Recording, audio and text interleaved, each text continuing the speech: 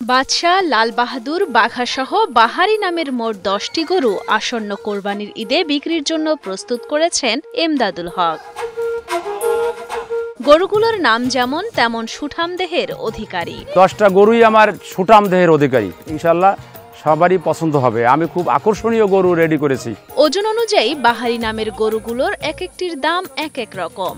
কাঙ্ক্ষিত মূল্যে গরুগুলো বিক্রি করতে পারবেন বলে আশাবাদী খামারি এমদাদুল হক। আমার এই 10টা গরুর নাম আমার গোপালগঞ্জের বাদশাহ। আমার গরুগুলো আপনারা দেখেন, পারলে আমার বাড়িতে আসেন, সরাসরি এসে দেখেন, দেখলে অবশ্যই পছন্দ হবে। গোপালগঞ্জের কাশিয়ানী উপজেলার ধানকুড়া গ্রামের খামারি এমদাদুল হকের খামারে প্রস্তুতকৃত গরুগুলো আসন্ন কোরবানি ঈদে নিয়ে যাওয়া হবে ঢাকার গরুর হাটে।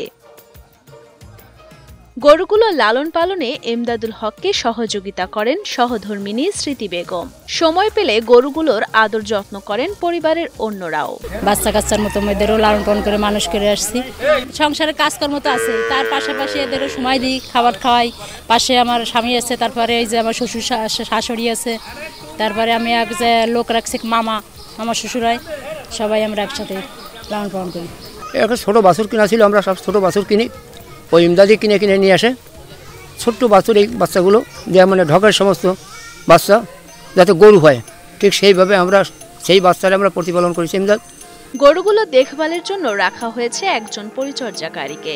খাবার হিসেবে গরুগুলোকে দেয়া হয় শুধুমাত্র নিজের জমির ঘাস, খড়, খৈল, ভাত, কুড়া সহ প্রাকৃতিক খাবার। আমি এই মামার গরু পালি, দেখাশোনা করি। সকালে ভোর 6টাতে সন্ধ্যা পর্যন্ত ভালো খাবার দেই, ভালো আদর করি, নাওয়াই এবং তাকে গোসল করাই 2 বেলা। দেখেন কোনো কিছু অসুবিধা হলে পরে আমরা দেখাশোনা করি। আমি গরু মোটা তাজাকরণে কোনো রকম ইনজেকশন বা ওষুধ ব্যবহার করা হয়নি বলে দাবি গরুর মালিকের। আমি ন্যাচারাল খাবার খাইয়ে এদেরকে মানুষ করেছি। এদের এই যে বাজারে পাওয়া যায় যে আপনার এই খাবারগুলো রাসায়নিক খাবার, অর্থাৎ যেটা মোটা তাজা করার জন্য যে খাবারটা, ওইটা আমি খাওয়াই নাই, কখনো খাইনি। আর ভবিষ্যতে আমার এরকম পরিকল্পনা নাই যে আমি এই খাবারগুলো ওদের মুখে দিব।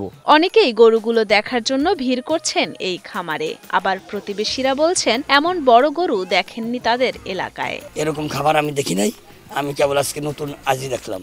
আইসে সরাসরি এটা আমি দেখতে পেলাম, কেউ কিনবে তারা দেখতে আসছে। আমি এখানে আসলাম, এসে আগে পরেও শুনেছি তার খুব ভালো গরু হয়েছে।